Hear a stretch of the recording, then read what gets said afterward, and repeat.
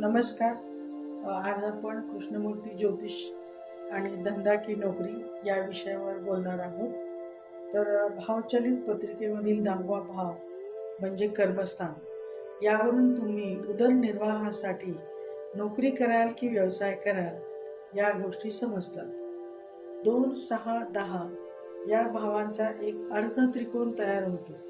नेहमीप्रमाणेच दशमाचा उपनक्षत्र स्वामी जर 6चा कार्यश असेल तर ती व्यक्ती नोकरी करेल, परंतु त्या वेळेमध्ये नोकरी करण्याच्या काळामध्ये ज्या ग्रहाची महादशा चालू आहे, ज्या ग्रहाची अंतर्दशा चालू आहे, ते ग्रह 2, 6, 10 या भावात असले पाहिजे किंवा 2, 6, 10 या भावावर त्या ग्रहांची दृष्टी असली पाहिजे किंवा 2, 6, 10 यापैकी एका तरी भावाच्या कार्यज ग्रहाच्या नक्षत्रातून महादशा असणाऱ्या ग्रहाचे गोचर भ्रमण असले पाहिजे.